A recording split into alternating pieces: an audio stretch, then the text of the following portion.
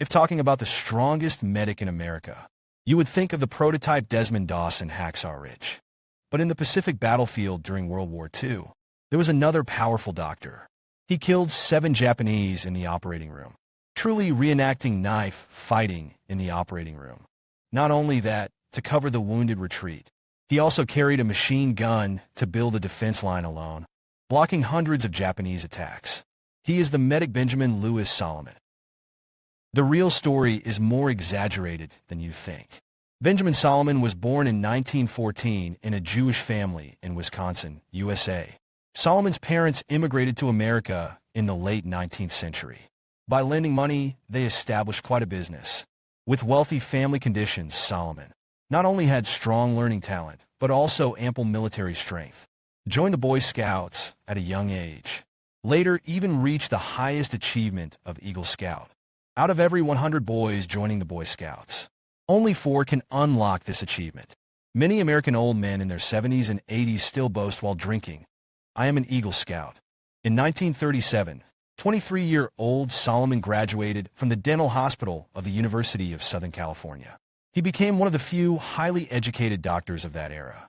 His future was bright, but as the only son in the family, he had no interest in making money at all. It is unknown if it was because of the good family conditions, or being overfed since childhood. For Salomon, his greatest wish was to join the Army. In America, another kind-hearted doctor who joined the Army was Richard Gatling, the inventor of the Gatling gun. To fulfill his military dream, Salomon signed up for the Army right after graduation, but was rejected by the U.S. military. He then tried to enlist in Canada, but was also rejected. The reason for rejection was very simple: because Salomon was a Jew. In 1937, Jews in America were not welcome. After immigrating to America, they occupied a large number of jobs, and some controlled finance through usury. Governments across North America strictly limited the proportion of Jews in universities and the military. One day America will be the America of Jews. Salomon, with no way to enlist, had to return to his profession. He opened a dental clinic in Beverly Hills. His clients were either Hollywood stars or business tycoons from Los Angeles. But Salomon was not satisfied. In his view, he had long had enough of this wealthy and decent life. One day in June 1940, the opportunity finally came. The country known as the strongest in Europe, France, fell under Hitler's tanks. A month later, America enacted a military expansion law, recruiting everywhere. It stipulated that men aged 21 to 35 of any race could enlist. After receiving the news, Salomon immediately closed the clinic and re-enlisted. This time, he finally joined the United States Army smoothly. He became a private. In the barracks, Salomon's scouting talent was lit up again. Perhaps because he had been a dentist, his hands were steadier. His scores in pistol and rifle ranked remarkably high. He was also awarded the title of Best All-Around Soldier. Due to outstanding military quality, Salomon was quickly promoted to sergeant, responsible for commanding the machine gun squad. But the real reason Salomon was liked by comrades was not his personal charm, but his unmatched ability in dentistry. Throughout World War II, American soldiers drank 1 billion bottles of cola. The diet also included chocolate and canned meat, foods that easily damaged teeth. Salomon single-handedly handled all comrades' oral issues. This scarce talent soon received high attention from superiors. They believed that although Salomon's military skills were exceptional, in a talent-rich military, there was no shortage of capable fighters. His value as a dentist far exceeded his value as a soldier. In total, 20 million soldiers served in the U.S. before and after World War II, and 15 million bad teeth were extracted. In response, the U.S. even established the Army Dental Command. In 1942, Salomon was appointed as a lieutenant dentist officer. He was very angry about this decision from his superiors. He questioned the commander, "If I just want to be a dentist, why don't I stay in Los Angeles?" Under his insistence, the commander finally compromised. As long as he examined soldiers' teeth every morning, he could participate in military training in the afternoon. With less than half the training volume of other soldiers, Salomon excelled in every subject. He also took on the role of machine gun instructor in the regiment. In 1944, Salomon was promoted to captain. Subsequently, the 27th Division's 105th Regiment received orders to deploy to the Mariana Islands. A major aircraft carrier battle was taking place there. Their mission was to capture Saipan as the Japanese fleet was being annihilated. At this time, no one would believe this bespectacled dentist officer would one day become a nightmare for the Japanese. Saipan is located between the Philippine Sea and the Pacific Ocean. It is the second largest island in the Mariana Islands. It is about 21 kilometers long and varies from 4 to 8 kilometers wide. Area approximately 120 square kilometers. Since 1930, Japan has built many coastal defenses here, underground defenses, and simple airports. This is not only the central island of the Japanese Army in the Mariana Islands, but also the Defense Corps of the Central Pacific region. In 1944, the Japanese garrison on Saipan had 43,000 men. The United States dispatched 67,000 landing troops. If Saipan is captured, other surrounding islands can be easily occupied. Cut off the Japanese Army's maritime lifeline. More importantly, the US B-26 bombers can bomb the Japanese mainland from here. The distance from Tinian Island, where Fat Man and Little Boy took off, to Saipan is only 3 nautical miles. As long as Saipan is captured, Japan's surrender is imminent. On June 17, 1944, the U.S. military's 3 divisions totaling 67,000 men landed on Saipan. General Smith placed the 2nd Marine Division on the left flank, the 4th Marine Division on the right flank. In the middle was the 27th Infantry Division, advancing together to attack Mount Tapachot. Because the 2nd and 4th Marine Divisions are Marine Corps, affiliated with the United States Navy, conducted amphibious landing training. Combat style is also relatively fierce. Quickly advanced to the foot of Mount Tapachot.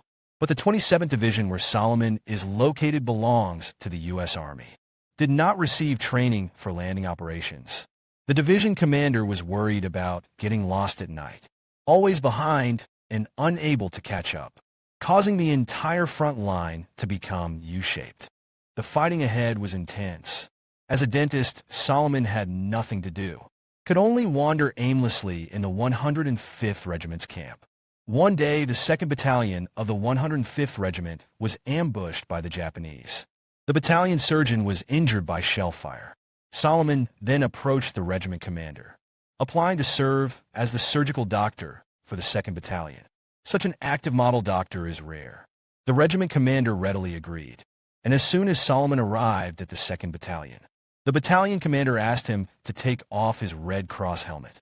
Article 19 of the Geneva Convention states that under no circumstances. This was enforced on the Western Front in Europe in the battlefield. Both the U.S. and Germany also seldom attacked military doctors with Red Cross steel helmets. But the Geneva Conventions were made for people, after all. The Japanese in the Pacific Theater had long since been rattled. The soldiers were asked to make sure they took out the other side's medic, to demoralize the American soldiers. By July 4th, after half a month of heavy fighting, the 27th Division finally captured the Cape Florissant Waterfield. The Japanese defenses have all been breached. There are only 5,000 exhausted soldiers left on the island. Lieutenant General Saito, the island's supreme commander, delivers his final order to the remaining soldiers. We will die with honor. Each man must kill 10 American soldiers. But after giving the order, Saito himself committed harakiri. The remnants of the army decide to make a final charge against the relatively weak 27th U.S. Army Division. The officers used their katanas and the men bayonet, even the wounded on crutches. July 7th, 4:45 p.m., Dr. Salomon, who is operating on the battlefield, hears the screams of Japanese soldiers in the distance. At that moment, 5,000 Japanese rushed through the gap between the 2 battalions in front, and the other 2 battalions were ready to come to the rescue. But they came under fire and suffered heavy losses. Salomon's operating room was less than 40 meters from the trench. In the space of 10 minutes, he received more than 30 wounded.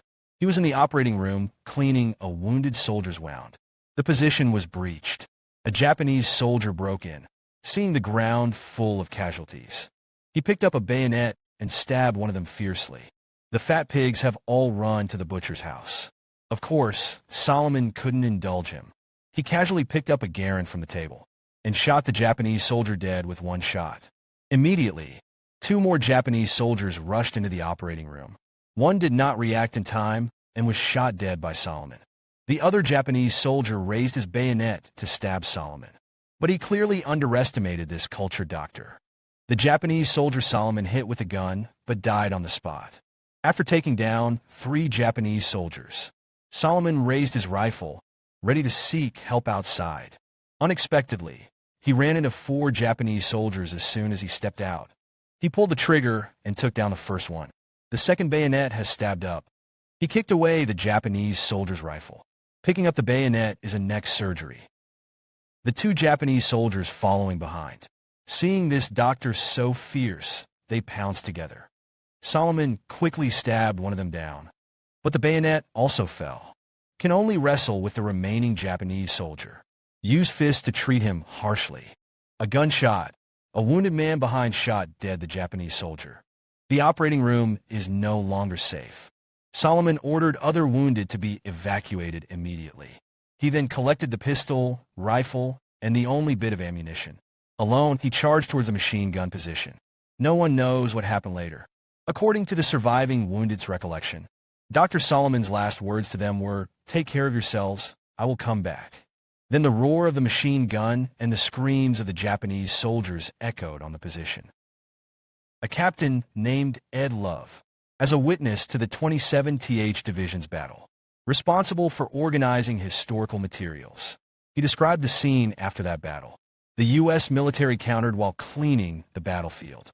Captain Love accompanied the general past piles of dead bodies, discovered Salomon's body lying on the machine gun. Judging from the scene, he moved positions at least 4 times. In front of the position lay 98 Japanese corpses. After further inspection, Lieutenant Salomon had a total of 76 gunshot and stab wounds. He clearly suffered the Japanese army's venting. When the captain lifted Salomon's body, he found his index finger still tightly gripping the trigger. He alone successfully covered the retreat of all the wounded. A year later, 3 miles from Salomon's position on Tinian Island, a secret weapon called Little Boy was brought in. Soon after, Japan surrendered. After returning to the U.S., Captain Love wrote a letter to General George of the 27th Division, hoping to help Dr. Salomon apply for a Congressional Medal of Honor.